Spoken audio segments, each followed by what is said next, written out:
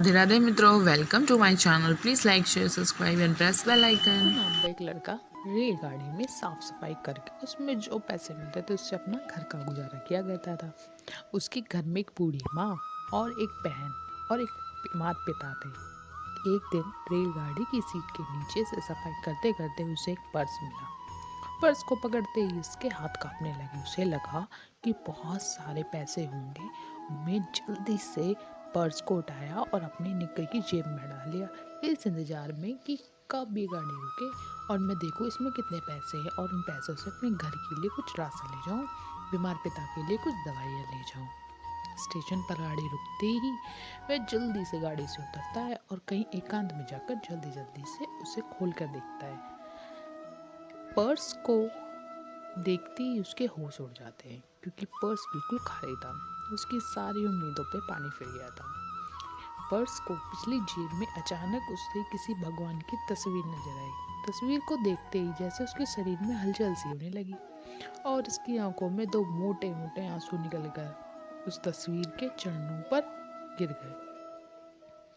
वह आंसू में कुछ यह आंसू पर्स में कुछ न मिलने के कारण थे या उस तस्वीर को मिले भगवान को देख कर आए थे। बहुत हिम्मत कर वह उठा और थके हुए कदमों से चलने के लिए तैयार हुआ। चलते चलते सोचने लगा कि आज तो घर में खाने को कुछ है ही नहीं।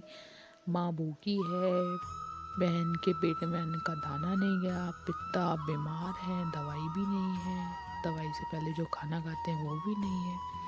यह सोचते सोचते वह गली के नुक्कड़ पे अचानक ही एक उसने देखा कि एक शादी हो रही है। शादी में बचा हुआ खाना वहाँ के सेठ लोगों में बांट रहे थे, तो तभी वह लाइन में लग गया। उसको भी 2-3 लिफाफे भरकर खाना मिल गया। उसकी तो खुशी का ठिकाना ही नहीं रहा। वह घर जाते जाते यह खाना अपनी माँ को दिया और माँ ने देखा कि आज कितना खाना लाया। माँ कहती है, बेटा ला, तेरी बहन भूख के कारण सुबह से रो रही है, मैंने भी सुबह से कुछ नहीं खाया, तेरे पिता बीमार है तो उन्होंने भी कुछ नहीं खाया। बीको हैरान था कि जो सेठ उनको देखकर नाक मुंह सिकोड़ते हैं, आज उन्होंने मुझे खाने में क्या दिया और क्यों दिया। तभी उसके जेब में पर्स निकाला, उसमें तस्वीर में देखा, उसे धन्यवाद किया। शायद आज इनके कारण ही मुझे खाना मिला है। माँ ने कहा कि ये खाना तो कल पूरे दिन चल जाएगा। अगले दिन भी तो काम के लिए निकल स्टेशन पर पहुंचते ही गाड़ी पे चढ़ने लगा। अब एक ही बीमार और एक बूढ़ी औरत उससे कहने लगी, उसके लिए टिकट ले आओ, बेटा पैर में चोट लगी है। बीको बोला, हाँ हाँ माँ जी, मैं ला देता हूँ। उसने उससे कहा, 500 का नोट दिया और झट से टिकट लेने के लिए चला गया। तभी गाड़ी की सीटी बज गई, गाड़ी चलने के लिए तैयार हो गई। बीकू भागा भी, रेलगाड़ी की खिड़की से ही उस बूढ़ी औरत को टिकट पकड़ा दी, लेकिन बाकी पैसे उसके हाथ में रह गए। तो बूढ़ी औरत ने खिड़की की तरफ इशारा किया, बाकी तो रख ले। बाकी 275 रुपये थे। बीकू हैरान था कि उसके हाथ में पकड़कर पैसे को देखता रहा। तब तक गाड़ी जा चुकी थी। वह गाड़ी में ना चढ़कर घर की तरफ चल पड़ा। रास्ते में उसने एक हफ्ते का उन पैसों से राशन ले लिया। माँ को देखकर बोला, देखो माँ, आज तो खूब कमाई हुई है, एक हफ्ते का पूरा राशन है। माँ यह देखकर बड़ी खुश हुई। तभी उसके जेब से फिर से भगवान को निकाला और कहा कि ये सब चमत्कार आपके कारण ही हुआ है, मैं नहीं जानता आप कौन हो। भी उसमें जैसे ही तस्वीर को देखकर निकाल कर अपनी माँ को दिखाया, माँ ने कहा, कौन से भगवान है। माँ ने उनकी तरफ नहीं देखा, क्योंकि वह इतना राशन देखकर बहुत खुश हो रही थी। बीकू ने देखा कि माँ ने तो देखा ही नहीं। उसने पर्स अपनी जेब में रख लिया और एक दिन जब वो रेलगाड़ी में सवार होकर जा रहा था, सफाई की सीट के नीचे सफाई कर रहा था, तभी 8-10 लोग बड़ी तस्वीर को लेकर जोर जोर से हरे कृष्णा का जाप कर रहे थे। बीकू ने उस तस्वीर को देखकर हैरान हो गया। सीट पर बैठी बूढ़ी माँ ने हाथ जोड़कर बड़ी विनम्रता से बोला कि माता जी, ये कौन है? आप ये क्या भजन कर रहे हो, मुझे भी बतलाओ। उसने तो यह औरत इतने में वो औरत कहती कि बाके बिहारी जी हैं, जो वृंदावन में रहते हैं। जो भी इनकी शरण में जाता है बांके बिहारी उनकी सभी मनोकामना को पूरी करते हैं। ये वृंदावन के मालिक ही समझ लो। पीकू जेब से उस तस्वीर को निकालकर उस माता जी को दिखाता है, ये भी बांके बिहारी जी हैं। तो वो कहती है हाँ बेटा हाँ, ये भी बांके बिहारी जी हैं, ये वृंदावन में रहते हैं। जो पीकू की आंखों में फिर आंसू आ गए। कहता है कि मैंने भी वृंदावन जाना है, कि क्या मुझे लेकर जाओगे? तो माता जी कहने लगी ये गाड़ी वृंदावन ही जा रही है, चल तो हमारे साथ चल। पीकू पीछे अपनी माँ और बहन को खाने की चिंता भी नहीं थी, क्योंकि बिहारी जी ने तब तक उसके लिए इंतजाम कर दिया था। पीकू माता जी और 8-10 लोगों के साथ वृंदावन पहुंची। वह लोग रास्ते में बड़े बीकू को कुछ भी नहीं पता था कि वह कहाँ जा रहा है, बिहारी जी कहाँ रहते हैं।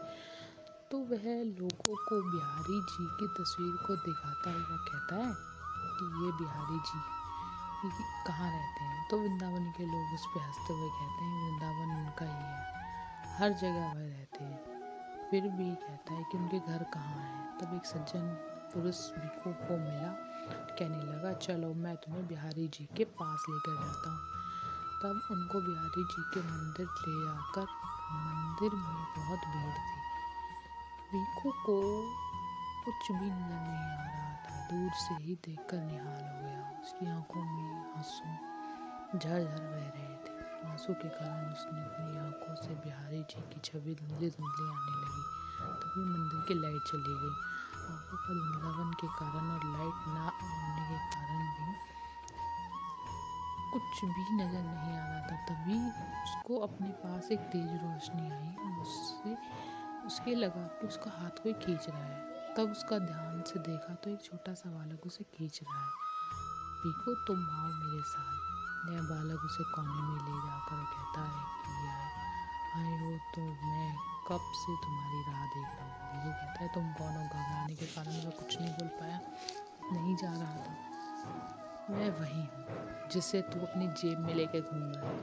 तेरा मेरा नाता तो उस दिन बन गया था जब तूने मेरी तस्वीर को देखा और आंसू से मेरे पैरों को धोया।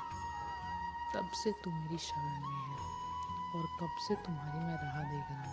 आज तुम आए हो, अब ना मैं तुम्हारे जाने दूंगा। बीकू भी कुछ नहीं बोला।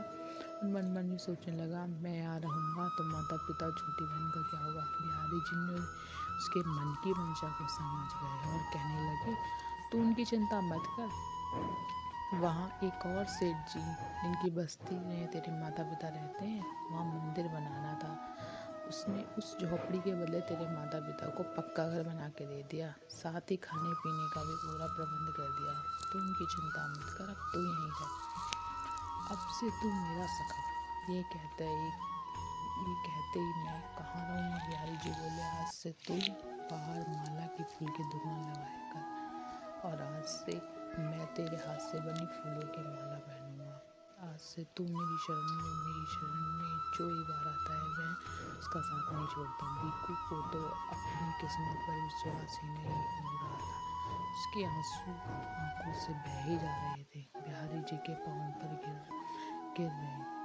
तब उसने ऊपर उठकर देखा तो बिहारी जी वहाँ नहीं थे, वह तो मंदिर में विराजमान थे। बिहारी जी के ऊपर ऐसी कृपा देखकर बीकू धन्य हो उठा और बिहारी जी को एक टक निहारता रहा। मन में बोलता रहा बांके बिहारी लाल की जय। इसी तरह की वीडियो देखने के लिए और मनमोहक कहानी सुनने के लिए बने रहिए हमारे चैनल पर। Thank you for watching.